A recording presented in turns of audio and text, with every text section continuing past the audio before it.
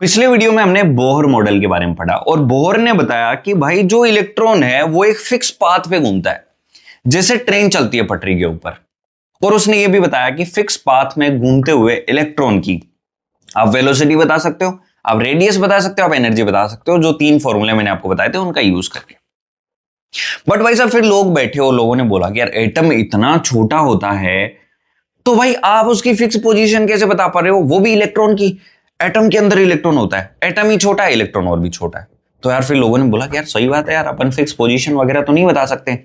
और ये सुन के भाई मेरा भी दिमाग खराब हो गया यार कि यार एक फिक्स पोजीशन बता रहा है और दूसरा बोल रहा है फिक्स पोजीशन नहीं बता सकते। तो फिर आया कि भाई देखो ये जो बोर मॉडल है इसकी बहुत सारी चीजें क्या हो गई थी, फेल हो गई थी एक तरीके से। तो फिर एक नया बंदा आया जिसका नाम था श्रोडिंजर। उसने एक वेव इक्वेशन दी। उसने बोला कि जो इलेक्ट्रॉन है वो वेव की तरह भी बिहेव करता है। अब देखो यार आप बोलोगे इसमें क्या नया है। लाइट तो ड्यूअल नेचर शो करती है, लाइट पार्टिकल और वेव दोनों नेचर शो कर सकती है। बट ये बोल रहा है कि इलेक्ट्रॉन जो कि एक पार्टिकल है वो भी वेव नेचर शो कर रहा है। बात समझ गए, इलेक्ट्रॉन भी ड्यूअल नेचर शो करता है, पार्टिकल की तरह भी और वेव की तरह भी। और उसने जो है एक इक्वेशन दे दी। वो जो इक्वेशन थी उसमें क्या था, साइन आर था, जिसको अपन वेव फंक्शन बोलते हैं। इसका कोई सिग्निफिकेंस नहीं होता, फिजिकल सिग्निफिकेंस नहीं होता। जो सिग्निफिकेंस होता है वो साइन स्क्वायर आर का होता है, जो कि बताता है अपने को प्रोबेबिलिटी डेंसिटी। बट जब साइन आर वाली इक्वेशन को अपन सोल्व करते हैं तो अपने को क्वांटम नंबर्स मिलते हैं। क्वांटम नंबर क्या होते हैं, ये एड्रेस होते हैं कि इलेक्ट्रॉन कहां पर प्रेजेंट होगा, उसके आसपास अपन पहुंच सकते हैं। तो यार श्रोडिंगर ने बोला कि यार आप एग्जैक्ट पोजीशन वगैरह नहीं बता सकते, आप क्या कर सकते हो, आप जो है इलेक्ट्रॉन का प्रोबेबिलिटी बता सकते हो कि इस रीजन में इलेक्ट्रॉन के होने की प्रोबेबिलिटी ज्यादा है, इस रीजन में इलेक्ट्रॉन के रहने की प्रोबेबिलिटी कम है। आप एग्जैक्ट पोजीशन नहीं, आप ये नहीं बोल सकते ये है इलेक्ट्रॉन, वो नहीं कर पाएंगे। आप ये कर सकते हो कि यार इस एक 3D ये एक रीजन है, इस रीजन में इस एरिया में इलेक्ट्रॉन के रहने की प्रोबेबिलिटी ज्यादा है, बस ये इतना बता सकते हो।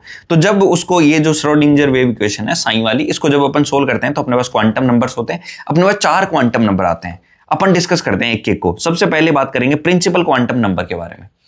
प्रिंसिपल क्वांटम नंबर को आप स्मॉल n से रिप्रेजेंट करेंगे।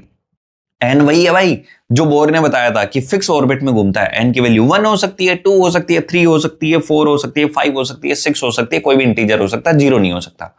अब ये n की वैल्यू बताएगा क्या, मुझे एक बात बताओ। जो एनर्जी वाला मैंने आपको फॉर्मूला बताया था वो क्या था, -13.6 into Z square upon N square.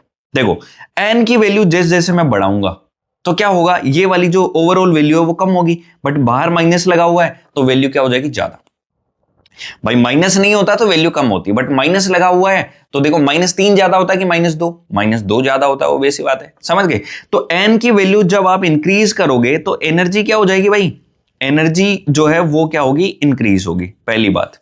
और n की वैल्यू अगर आप बढ़ाओगे, n की वैल्यू की बात कर रहा हूं, n की वैल्यू अगर आप बढ़ाओगे तो क्या होगा उससे, सर n 1 है मतलब एक ही ऑर्बिट है, सर n 2 है 2 ऑर्बिट है, 3 ऑर्बिट, 4 ऑर्बिट, 5 ऑर्बिट, n की वैल्यू बढ़ेगी तो साइज जो है वो इंक्रीज होगी।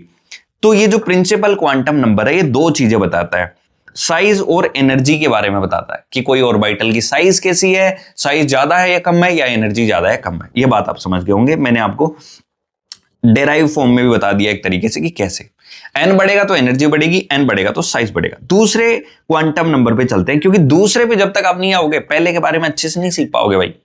ये है एजीमुथल क्वांटम नंबर, इसको स्मॉल n से स्मॉल l से रिप्रेजेंट करते हैं। भाई इसका नाम क्या पढ़ते हैं मुझे नहीं पता, इतना क्लियरली नहीं पता, आप कमेंट बॉक्स में बता देना कि क्या है भाई। Azimuthal quantum number small l से हम इसको दिखाते हैं, ठीक है। ये शेप के बारे में बताता है, किसके बारे में, शेप के बारे में बताता है कि भाई शेप कैसी है ना, ऑर्बिटल की शेप कैसी है, ठीक है। इसकी जो वैल्यूज है वो 0 से लेके n-1 तक हो सकती है, इस बात को समझो। लेट सपोज मैं बोलता हूं कि भाई मेरे पास में जो है सेकंड ऑर्बिट है, सेकंड ऑर्बिट के लिए l की वैल्यू क्या क्या हो सकती है, तो देखो l की वैल्यू 0 हो सकती है, 1 हो सकती है, 2 कभी नहीं हो सकती भाई साहब, n-1 समझ रहे हो, n 2 है तो n-1 1, मतलब 0 से लेके 1 तक, समझ गए बात। अगर n की वैल्यू 3 है तो इस केस में देखो l 0 हो सकता है, 1 हो सकता है, 2 हो सकता है, 3 कभी नहीं हो सकता, ये आप ध्यान रखना भाई। और l की जो वैल्यू 0 है वो किसके लिए होती है, s के लिए, 1 किसके लिए होती है, p के लिए, 0 किसके लिए होती है, s के लिए, 1 किसके लिए होती है, p के लिए, 2 किसके लिए होती है, d के लिए, और 3 किसके लिए होती है भाई, 3, जो एल की वैल्यू 3 आएगी, कभी एल की वैल्यू 3 आएगी वो किसके लिए होगी, डी सबसेल, डी और वाइटल के लिए।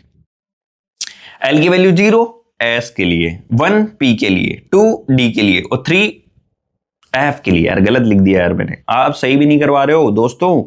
एल की वैल्यू जो 3 होगी वो एफ के लिए होगी, एफ सबसेल, एफ सबसेल के लिए। बात समझ गए? तो ये चीज ध्यान रखोगे, जो एजीमुथल क्वांटम नंबर है वो डिपेंड करता है एन पे। एन की वैल्यू से एल के बारे में पता लगाया जा सकता है। भाई साहब ये आज की ब्रेकिंग न्यूज है, ठीक है, समझ गए बात। एल की वैल्यू 0 एस, 1 पी के लिए, 2 डी के लिए, ठीक है। जैसे आप इलेक्ट्रॉनिक कॉन्फ़िगरेशन लिखते हो भाई, इलेक्ट्रॉनिक कॉन्फ़िगरेशन में आपने कभी लिखते लिखते लिखते लिखते लिखा होगा 3s, तो इसका मतलब क्या हुआ बताओ, एन की वैल्यू कितनी है, प्रिंसिपल क्वांटम नंबर यहां पे 3 है और एल की वैल्यू क्या हो जाएगी 0। हो तो कुछ भी सकती है, हो तो 0 भी सकती है, 1 भी सकती है, 2 भी सकती है, लेकिन यहां पर कौन सी है 3s में 0, क्योंकि s गिवन है। मान लो मैं 3p दे देता, 3p, तो 3p में बताओ n की वैल्यू तो 3 है आपके पास और l की वैल्यू क्या है 1। l की वैल्यू क्या क्या हो सकती है 3 के लिए, 0 1 2, लेकिन यहां पर कौन सी p गिवन है तो 1। जैसे मान लो 3d भी होता है अपने पास, तो बताओ क्या क्या हो सकता है, n की वैल्यू 3 हो गई और l की वैल्यू 2 हो गई। बस देख लो आप, 3s 3p और 3d होगा, कैसे पता लगा, l की वैल्यू से, क्योंकि l का वैल्यू 0 हो सकता है, 1 हो सकता है, 2 हो सकता है। बहुत ईजी बात है, ये बात आप समझ गए होंगे, ठीक है। तो ये क्लियर हो गया भाई साहब। थोड़ा सा और आगे चलते हैं, अपन तीसरे क्वांटम नंबर पे चलेंगे, मैग्नेटिक क्वांटम नंबर। कुछ कुछ बातें और है जो अभी और डिस्कस करेंगे अपन, लेकिन एक बार सबके बारे में पता कर लेते हैं। Magnetic quantum number, small m से मैं इसको रिप्रेजेंट करता हूं। ये ओरिएंटेशन के बारे में बताता कि स्पेस में क्या ओरिएंटेशन है, कि भाई किधर जो है वो इलेक्ट्रॉन है, किधर नहीं है। वैल्यूज इसकी होगी -L2 + L, -L2 + L including 0, 0 को भी आपको इंक्लूड करना पड़ेगा। एग्जाम्पल के लिए देखते हैं, चलो देखो एक एग्जाम्पल लेके देखते हैं, ठीक है। मैं आपको ये कह रहा हूं कि जो है मेरे पास गिवन है n की वैल्यू 2 है, 2, मान लो 2p दे दिया, 2p दे दिया, n की वैल्यू नहीं, मुझे दे दिया 2p। देखो भाई समझना, ये सबसे इंपॉर्टेंट पोर्शन है, अगर आप ये समझ गए तो मजा आ जाएगा। 2p दे दिया, 2p दे दिया, तो बताओ जरा मुझे n की वैल्यू क्या है इसके लिए, n की वैल्यू है 2 और l की वैल्यू कितनी हो जाएगी भाई 1 हो जाती है p के लिए। अभी अभी मैंने आपको बताया था कि 0 किसके लिए, s के लिए, 1 किसके लिए, p के लिए, 2 किसके लिए, d और 3 f के लिए। ये हो गया। अब l की वैल्यू से आप m पता कर सकते हैं। m की वैल्यू मैंने अभी अभी आपको बताया -L2 + L और इंक्लूडिंग 0, मतलब -1 0 और +1। इन तीन वैल्यूज का मतलब क्या हुआ कि p के 3 डब्बे बनते हैं। p के कितने डब्बे बनते हैं भाई, 3 डब्बे बनते हैं। ये इस तरीके से आपने देखा होगा, p के 3 डब्बे बनाते हैं। एक क्या होगा -1 वाला होगा, एक 0 होगा और एक +1 वाला होगा। बात समझ गए? ऐसे ही अगर मान लो d के लिए बात करें तो l = 2 के लिए बात करें तो बताओ जरा m की वैल्यू कितनी होगी, -2 -1 0 +1 और +2। मैंने बताया ना, जो m की वैल्यू है वो होती है -L2 + L इंक्लूडिंग 0। मतलब प्रिंसिपल क्वांटम नंबर से आप एजीमुथल क्वांटम नंबर निकाल सकते हो, एजीमुथल क्वांटम नंबर से आप मैग्नेटिक क्वांटम नंबर निकाल सकते हो। ये बात, एक क्वेश्चन करते हैं, अभी एक क्वेश्चन करेंगे तो उससे और बेटर आपको समझ आएगा। चौथा क्वांटम नंबर पढ़ लेते हैं एक बार के लिए, spin quantum number. Spin quantum number जिसको स्मॉल s से अपन रिप्रेजेंट करते हैं, इसकी 2 ही वैल्यू होती है। ये सिर्फ इलेक्ट्रॉन की डायरेक्शन बताता है कि जो है +1/2 या फिर -1/2। अगर इलेक्ट्रॉन ऐसे डायरेक्शन में है तो इसको +1/2 बोल दो, ऐसे वाले को -1/2 बोल दो, या फिर उल्टा कर सकते हैं, ऐसे वाले को -1/2 बोल दो, ऐसे वाले को +1/2 बोल दो, कुछ भी कर सकते हैं, ठीक है। चलो अब एक क्वेश्चन करेंगे, एक क्वेश्चन से समझते हैं। मैं आपको ये कह रहा हूं कि यार सोडियम का जब आप इलेक्ट्रॉनिक कॉन्फ़िगरेशन लिखते हो, बिल्कुल लिखते हो, क्या लिखते हो बताओ, 1s2 2s2 2p6 और 3s1।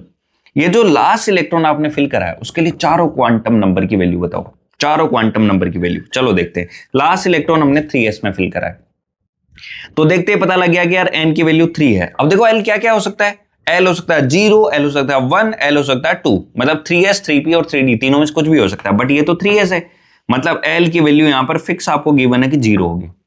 अगर l की वैल्यू 0 होगी तो बताओ m क्या होता है, -L2 + L, तो सिर्फ 0 ही बचा यहां पर, मतलब एक ही डब्बा बचेगा। तो ये देखो एक ही डब्बा बना, और एक डब्बे में सिर्फ इलेक्ट्रॉन भी कितना है, एक ही है, तो उसका ओरिएंटेशन आप +1/2 बोल सकते हो। मतलब जो स्पिन क्वांटम नंबर हो जाएगा वो +1/2 भी आप बोल सकते हो या फिर -1/2 बोल सकते हो। ये इसके 4 क्वांटम नंबर हो गए। अब देखो मैं आपको थोड़ा सा अलग फील दिलाता हूं कि यार एक्चुअल में क्या है। एन जो है ये मान लो कि कोई सिटी है, ये कोई सिटी है, ठीक। अब मैं बोलूं कि यार मैं उत्तराखंड में रहता हूं, तो क्या मैं उत्तराखंड के ऊपर लेटा हुआ हूं क्या भाई, है ना? नहीं, मैं उत्तराखंड में किसी एक पर्टिकुलर जगह पे रहता हूं। एल जो है उस सिटी की किसी सोसाइटी को बताता है। किसको बताता है? सोसाइटी को बताता है। एन जो है वो सिटी को बता रहा है। उस सिटी के अंदर बहुत सारी सोसाइटी होगी, लेकिन एल की एक फिक्स वैल्यू एक पर्टिकुलर सोसाइटी को बता रही होगी। एम जो है वो बताता है आपको उस सोसाइटी में प्रेजेंट कमरे, है ना, रूम्स, ठीक है। और उस कमरे में रहने वाले, मान लो एक कमरे में 2 लोग रहते हैं, तो उनका जो स्पिन है एक लोग का +1/2 हो जाएगा और दूसरे का -1/2 हो जाएगा। तो देखो ये बोलना सही नहीं है। बोहर ने ये बोला था कि इलेक्ट्रॉन ऑर्बिट्स में रहते हैं। नहीं, सही बात है यार, मैं बोलूं कि मैं इंडिया में रहता हूं तो गलत थोड़ी है इसमें। बट यार एग्जैक्ट मैं इंडिया के ऊपर लेट के थोड़ी रहता हूं भाई, मैं इंडिया के किसी कमरे में रहता हूं। तो क्या है, मैं क्या है, एक किसी सिटी के किसी सोसाइटी, उसी सिटी के किसी एक सोसाइटी के किसी एक रूम में रहता हूं। तो ये मेरा एग्जैक्ट मतलब, मेरी अगर प्रोबेबिलिटी निकालनी है कि कहां पर मेरी प्रोबेबिलिटी सबसे ज्यादा मिलेगी, तो बताओ, मुझे बताओ, उत्तराखंड में, या फिर उत्तराखंड के उस सोसाइटी में जहां पर मैं रहता हूं, या फिर उस सोसाइटी के उस रूम में जहां पर मैं रहता हूं। तो सबसे ज्यादा जो प्रोबेबिलिटी मिलेगी वो किस में मिलेगी भाई? उस रूम में। और उस रूम को क्या बोलते हैं अपन? ऑर्बिटल बोलते हैं। क्या बोलते हैं? ऑर्बिटल। इसीलिए बोला जाता है कि इलेक्ट्रॉन के पाए जाने की जो प्रोबेबिलिटी है वो सबसे ज्यादा कहां होती है? ऑर्बिटल में होती है। कहां पर होती है? ऑर्बिटल, है ना। Orbit, orbit, orbit n = 1 2 3 4। Subshell, orbit के अंदर सबसेल होते हैं। सबसेल कौन कौन से हुए? S P D F, ये वाले सबसेल होते हैं। फिर सबसेल के अंदर होते हैं ऑर्बिटल। ऑर्बिटल मतलब रूम्स, है ना, कमरे, जिन कमरों में इलेक्ट्रॉन रहते हैं, और उन कमरों में रहता है इलेक्ट्रॉन, ठीक है। तो श्रोडिंगर ने एक परफेक्ट वे बताया कि यार आप जो है प्रोबेबिलिटी बता सकते हो कि कहां पर इलेक्ट्रॉन के मिलने की प्रोबेबिलिटी ज्यादा है, और वो कहां पर होगी? ऑर्बिटल में ज्यादा होगी। तो जो है वो ऑर्बिट के बारे में बात कर रहा था। बट ऑर्बिट के अंदर सबसेल होते हैं, सबसेल में ऑर्बिटल होते हैं, और ऑर्बिटल में इलेक्ट्रॉन रहते हैं। तो श्रोडिंगर ने जो मेन फोकस किया वो ऑर्बिटल पे किया। तो ये बात थी। इस टॉपिक के ऊपर मैं एक वीडियो और बनाऊंगा जहां पर मैं आपको और डीप चीजें बता पाऊं। ऑलरेडी ये वाला वीडियो बहुत बड़ा सा हो गया है ना। बट आप जो है, और बताओ दोस्तों, पिछले वाला वीडियो आपका कैसा लगा? आप थोड़ा मेरे को कमेंट वगैरह में बता सकते हो कि किस तरीके के टॉपिक्स आपको चाहिए, है ना। आपको एक्सप्लेनेशन सही लग रही है या नहीं लग रही है, अपन चेंज कर सकते हैं, क्योंकि अपने पास 20 मेथड है दोस्तों, ठीक है। मेरा नाम राम है और मैंने बीटेक किया NIT जालंधर से, और पिछले 5 साल से मैं इंडिया के टॉप ब्रांड्स में JEE और नीट के स्टूडेंट्स को केमिस्ट्री पढ़ा रहा हूँ। अभी मैंने डिसाइड करा कि यार क्यों ना यूट्यूब पे किया जाए, सब स्टूडेंट से कनेक्ट किया जाए, सबसे बातें की जाए, सबको पढ़ाया जाए और साथ में मचाया जाए, ठीक है। तो दोस्तों वीडियो ऑलरेडी बड़ा हो चुका है, मिलते हैं अपन नेक्स्ट वीडियो में। बाय बाय, टेक केयर, पढ़ते रहो, खुश रहो, मुस्कुराते रहो।